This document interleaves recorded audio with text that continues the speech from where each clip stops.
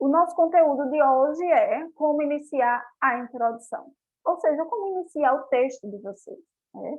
Eu já tinha falado para vocês que, antes de tudo, a gente precisa contextualizar. A gente precisa buscar informações relacionadas ao tema, ou pelo menos relacionadas ao assunto, para a gente iniciar a nossa redação, né? A gente tem que saber que tipo de informação a gente utiliza para iniciar o nosso texto. Eu já vi muitos alunos dizendo: professora, minha maior dificuldade é iniciar uma redação. Eu fico assim, sem entender. Como assim? Iniciar uma redação, sua maior dificuldade, com tanta coisa mais difícil numa redação, né? Como assim sua maior dificuldade é iniciar a redação? Quem tem dificuldade em iniciar a redação, no mínimo, nunca foi orientado sobre como é que começa, né? Porque é algo que, quando a informação é transmitida, você já, né, tem um estalo ali. É assim que eu começo. Então, não tem segredo. Não tem segredo. Não tem palavras bonitas para iniciar a redação, já vou logo dizendo, tá? Não tem aquele negócio de, eu vou utilizar umas palavras bem bonitas, colocar uns conectivos. Não se coloca conectivo no primeiro parágrafo, né? Na primeira linha, né, do seu texto. Não se coloca conectivo.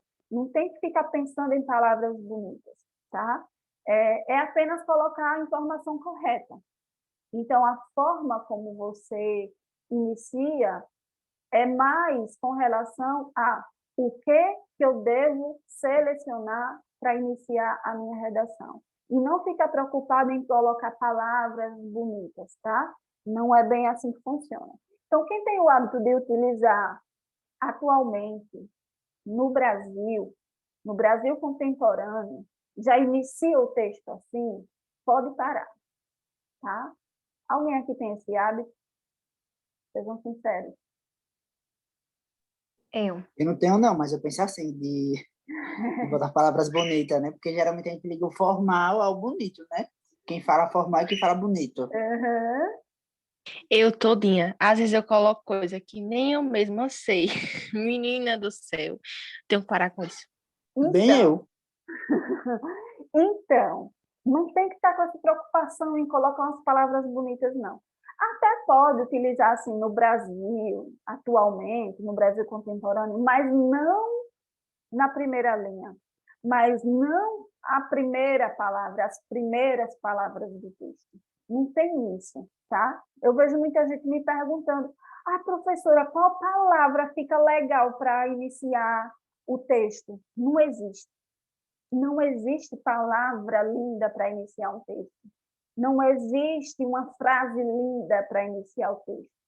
Existem tipos de informações essenciais para iniciar o seu texto, que é o que eu vou passar para vocês hoje. Então, independente da palavra ou das palavras que você vai utilizar para iniciar o seu texto, o mais importante não é isso. O mais importante é o tipo de informação que você está trazendo. É isso. É você mostrar para o seu avaliador que você tem um conhecimento, tá? Que você está trazendo uma informação bacana, você demonstra que você tem um conhecimento vasto. É isso que tem que mostrar. Não precisa ficar preocupado com aquele vocabulário, né, lindo, maravilhoso para iniciar, não.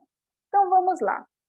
Então, quem já tem o hábito de iniciar na contemporaneidade, no Brasil contemporâneo, no Brasil atual, já vai apagando isso da mente de vocês, né? Tá? Até pode usar essas expressões, mas não na primeira linha, viu? Em outro momento do texto até pode. Vamos lá.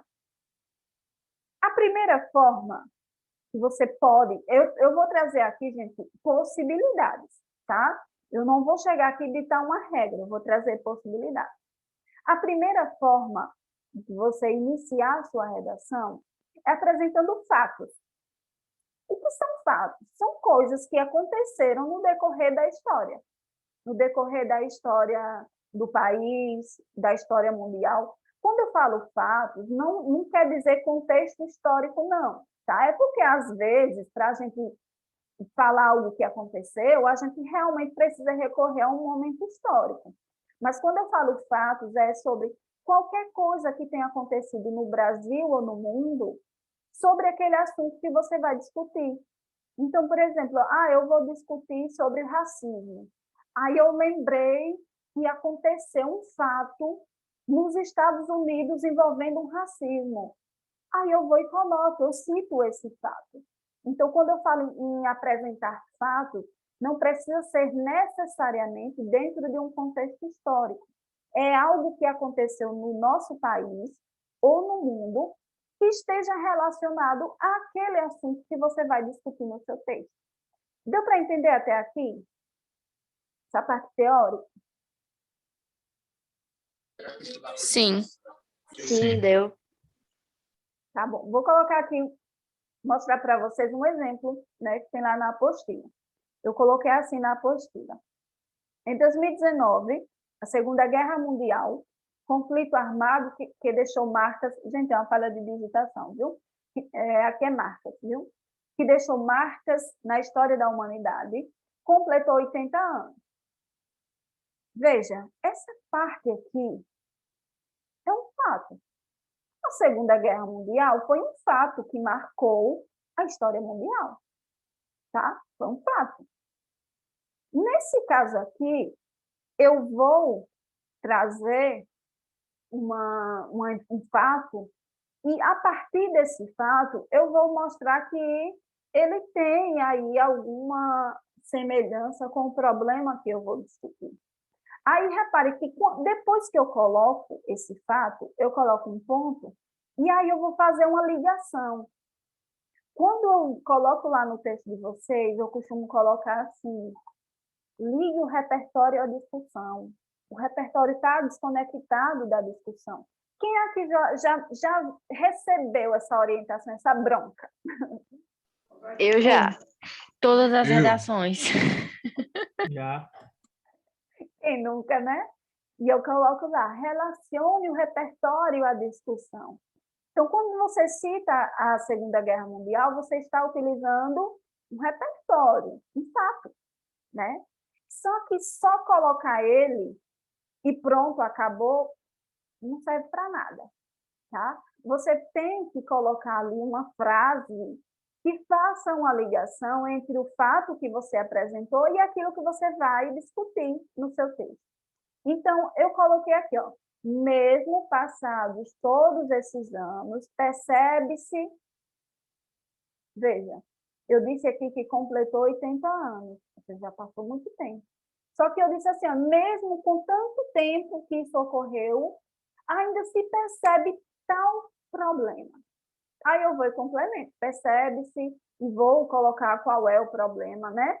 Que eu vou discutir. Isso vai depender do tema, porque aqui, nesse exemplo aqui, eu não encaixei nenhum tema, tá? É algo que dá para você encaixar em qualquer tema.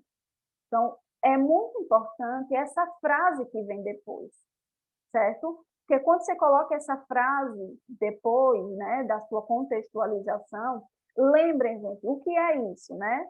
Essa forma de iniciar a redação é uma contextualização. Eu estou contextualizando, né? Eu estou apresentando uma informação para introduzir o meu tema, para introduzir o problema que eu vou discutir. Então, é muito importante que, depois que você coloque esse fato, você coloque aqui uma frase que faça essa ligação entre o fato que você citou e o problema que você vai discutir depois. Deu para entender? Sim. Deu. Sim. Uma pergunta aqui, só para saber assim, o nível dos alunos que eu tenho. Alguém aqui teve a curiosidade de olhar isso na apostila, mesmo antes da gente estudar? A cara de vocês. A cara cínica de vocês. Sinceridade é uma virtude, pelo menos. Que Não, vergonha, meu eu Deus. gosto da sinceridade de vocês. Quer dizer que não tiveram nem a curiosidade, assim, deixa eu ver aqui na apostila se tem alguma coisa que vai me ajudar a iniciar o meu texto, que vai me ajudar a ligar aqui as informações. Ninguém teve essa curiosidade. Muito bem, muito bem. Então, de parabéns. Brincadeira, gente. Brincadeira. Bom, essa primeira parte deu para entender? Tudo tranquilo? Sim. Sim. Sim, tudo Sim. certo. Tá. Então, vamos para a nossa segunda forma, tá? De iniciar a nossa redação. Espera aí, deixa eu ver aqui o bate-papo. Vamos lá. No segundo, a nossa segunda forma, né, de utilizar, de iniciar a introdução, né, é estabelecendo uma relação entre textos. Vocês já ouviram falar em intertextualidade? Já. Para vocês, o que é intertextualidade? Fazer É uma meio que uma referência, referência a outro tipo de texto. Meio que isso. Gustavo, você ia falar isso? era fazer uma referência a outro texto, outro texto. É isso mesmo, né? É você está escrevendo o seu texto e ali no seu texto você faz referência a um outro texto, né? Isso se chama intertextualidade, né? Eu pego a informação de outro texto e levo para o meu, tá? Isso acontece quando a gente utiliza uma citação, quando a gente utiliza um livro, né? Uma obra, um romance, um conto, um poema, uma música. Então, todas as vezes que a gente utiliza um texto de outra pessoa no nosso, né, a gente está fazendo uma intertextualidade. E isso é uma das formas de iniciar a redação, que eu particularmente, eu não sei se é porque eu sou da área, eu me apaixono por tudo desse universo, mas eu acho assim que o texto que é iniciado dessa forma fica muito bom, fica genial, sabe? Quando eu pego uma redação, sei lá, o aluno começa uma redação gente, citando Machado de Assis, gente, pronto, eu me derreto, sabe? Eu olho, que massa, sabe? Então, isso faz com que vocês demonstrem um conhecimento além. Já tem alguns pontos garantidos já, então, viu? Pronto, só não sei no Enem, né? Mas Pronto. quem corrige, né? São os professores da área de letras, né? E a gente gosta, né? Então, acho que você vai impressionar qualquer avaliador, assim, tá? Pode arriscar. Bom, como é que isso acontece na prática, né? Eu coloquei aqui um exemplo. A obra O Cortiço, de Aloysio Azevedo, ilustrou um cenário de imperfeição no que diz respeito à espécie humana, tratando de temas como adultério e corrupção. Então, veja que aqui eu fiz uma referência à obra e eu falei sobre temáticas que são abordadas na obra. Isso, uma coisa muito importante é que quando você vai apresentar uma obra fictícia, como um romance, um filme, uma série, né, uma narrativa fictícia, você não precisa me contar a história. Gente, isso é muito importante, anota isso aí. Quando for fazer uma referência a uma obra fictícia, no caso, uma narrativa fictícia, não precisa me contar a história. Tem gente que, quando vai falar de um filme ou de um romance, quer contar a história toda do romance para mim, quer contar a história toda do filme para mim, e coloca o nome de um monte de personagens. Gente, eu não quero saber. Não quero. Olha, eu falei aqui do Cortiço, sem falar o nome de um personagem sequer, sem falar nada sobre a narrativa, sobre o enredo. Vejam que eu não falei nada sobre o enredo, eu só falei da temática, né? Eu disse que uma das temáticas que são retratadas são adultério e corrupção. Eu falei da temática. Eu não preciso sair contando a narrativa inteira, contando o enredo da história. Não, não preciso. Então, por favor, quando for utilizar uma narrativa, uma obra fictícia, cuidado para não ficar dando detalhes demais sobre a obra, porque quem vai corrigir sua redação não quer saber. Ele só está interessado na temática que é abordada naquela obra, tá? Bom, citei aqui a obra e observe que sempre depois tem que ter alguma frasezinha, né, para fazer a ligação. Aí eu coloquei, semelhantemente, percebe-se no Brasil, aí eu vou dizer, isso vai depender do tema que estou abordando, né? Digamos, no caso aqui, essa obra, ela ia caber num tema sobre corrupção, né? Então, ia ficar perfeito num tema sobre corrupção. Semelhantemente, percebe-se no Brasil inúmeros atos de corrupção por parte dos políticos, enfim. Então, dá para fazer aí a ligação. Mas vocês perceberam que sempre depois da contextualização tem que ter uma frase para fazer essa ligação? Perceberam isso? Sim. Sim. Aí, no caso, depois dessa Sim. frase, já pode pôr a tese, né? Já pode colocar a tese. Eu digo pode, porque isso também vai depender do tema, vai depender do que você disse aqui na contextualização, viu? É uma possibilidade, tá? Não é obrigatório também. Se quiser ainda fazer uma ligação maior, pode também, e deixar a tese para depois. Mas aqui, nesse caso aqui, se eu fosse falar da corrupção, então eu já poderia colocar aqui a tese, né? Porque eu já tinha falado da corrupção aqui na obra. E aí, gente, está clareando mais? Agora vocês estão entendendo melhor como é que faz esse negócio da retomada, né? Como é que o repertório não fica solto, que eu reclamo tanto, né? Ligue o repertório à discussão. Então, o ligar o repertório à discussão é isso aqui, ó. Botar uma frasezinha ali para ligar. Ok? Está clareando mais as coisas agora? Simples demais, tá de boa. Uhum.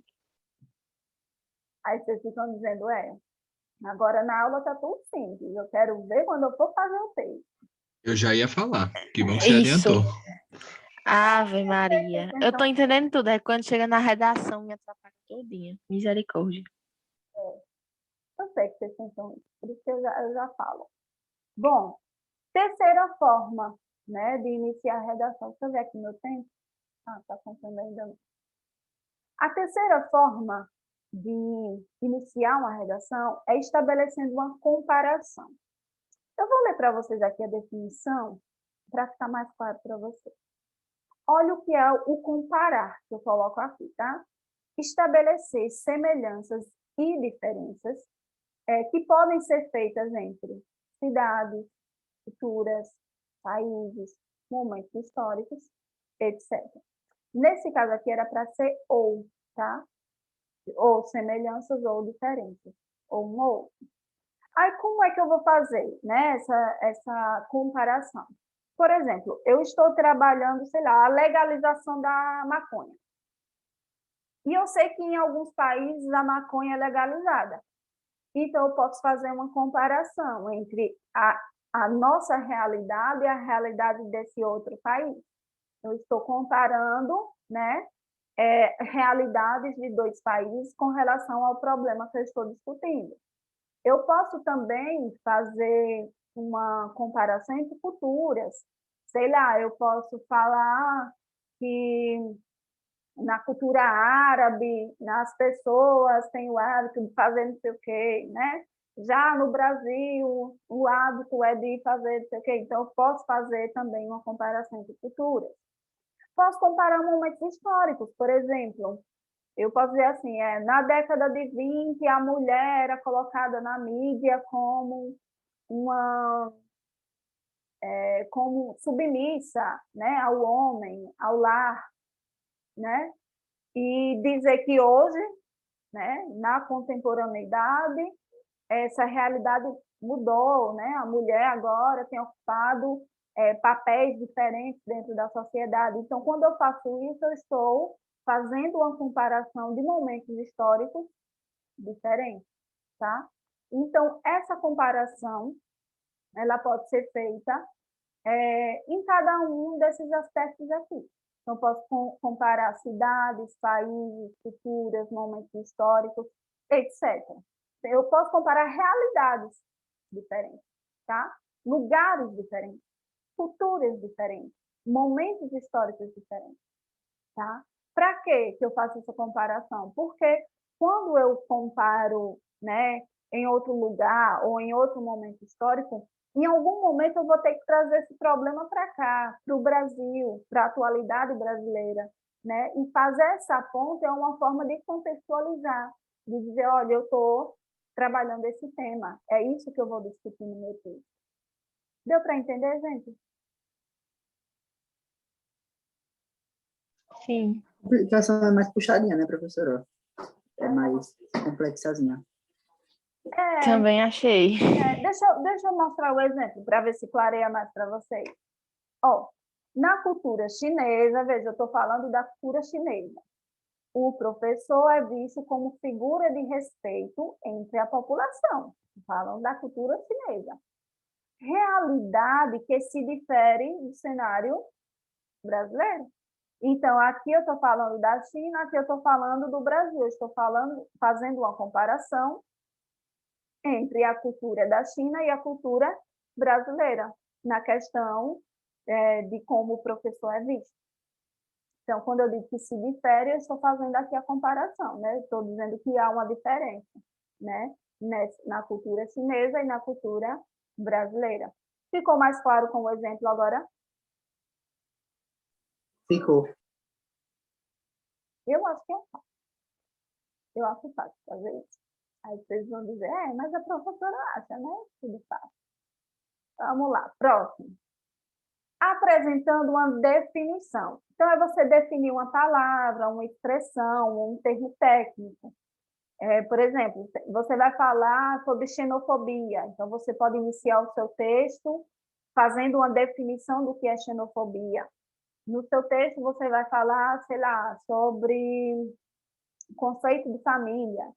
Então, aí você inicia falando o que é o conceito de família. Enfim, é como se você fosse dar um significado para aquilo que você vai trabalhar, para o problema que vai ser trabalhado. Nesse exemplo aqui, eu falei sobre discriminação. Eu comecei. Discriminação é o ato de segregar, de excluir determinado indivíduo devido a determinada característica. Então, estou dando uma definição sobre o que é a discriminação. E logo em seguida, eu posso trazer, né, esse problema para o meu contexto, para o contexto atual, para o contexto brasileiro, e já introduzir o problema que eu vou discutir no meu texto. Deu para entender, gente? Sim. Sim. Quando eu falo termo técnico, é porque assim tem temas que trazem termos muito técnicos voltados a uma determinada área. Por exemplo, preconceito linguístico. Preconceito linguístico é um termo técnico utilizado na área da linguística. E, sei lá, aquecimento global é um termo técnico. Então, vocês podem, né, se for dentro do tema, vocês podem iniciar dando uma definição de alguma palavra, de alguma expressão ou de algum termo técnico. Deixa eu ver se dá tempo de explicar o quinto, viu? Dá. Não, são 6. Enumerando casos como exemplificação. Como é, né? Como é que acontece isso? Nesse caso aqui, é um pouco diferente do fato, que eu já tinha falado aqui hoje, né? Relatando algum fato.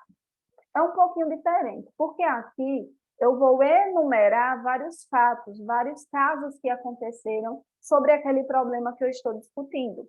O que é enumerar?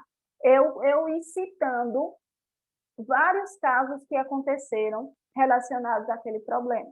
Quando eu digo vários, não são tantos não, tá? Uns 2 ou 3. Então, quando eu falei enumerar, é citar. Tá? Eu vou citando vários casos que ocorreram no nosso país ou no mundo relacionado a um problema, ao problema que eu estou discutindo. Nesse fato aqui, nesse caso aqui, os casos que eu narrei foram relacionados ao preconceito, deixa eu ver, ao preconceito, de forma geral, tá? Aos ataques, se eu não me engano, aos ataques na mídia, os ataques que são feitos na mídia. Aí eu coloquei assim: a jornalista Renata Alves sofreu ataques nas redes sociais relacionados ao seu sotaque nordestino. Anos depois, a também jornalista Maria Júlia Coutinho recebeu comentários racistas nesse mesmo ambiente. Esses atos xenofóbicos evidenciam, vejam, era xenofobia, não estava lembrada não.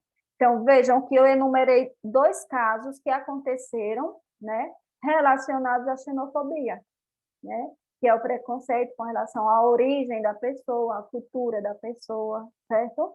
Então, nesse caso aqui, eu citei um caso, foi de Renata Alves, e depois eu coloquei anos depois, então eu estou citando outro caso, né, relacionado ao mesmo problema que é a xenofobia. Para quê? Que eu utilizo para exemplificar, né, para mostrar que é um problema muito presente, né, na nossa sociedade. Deu para compreender? E aí? Deu, só que ali a professora colocou racista, não foi não? Então, só que o racismo, né, um ataque racista, ele também faz parte da xenofobia, porque ele diz respeito à origem da pessoa, à cultura da pessoa, entendeu? E aí, gente? Deu para entender? Tranquilo? Na teoria é tudo lindo. A teoria, né? Tranquilo. Olha, Tudo. quando vocês forem fazer o próximo texto, vocês precisam fazer com essa parte da apostila aberta, viu? Olhando e pensando qual tipo de contextualização eu vou escolher. Vou escolher um fato, vou escolher uma comparação, uma intertextualidade. Escolha, você tem que fazer a escolha, né, do que você vai utilizar no seu texto e olhar como foi que eu escrevi e tentar fazer de uma forma semelhante à forma como eu coloquei na apostila, certo? Falta só 1 minuto e 26, vou encerrar e a gente retorna, tá? Lembrando que é no mesmo link.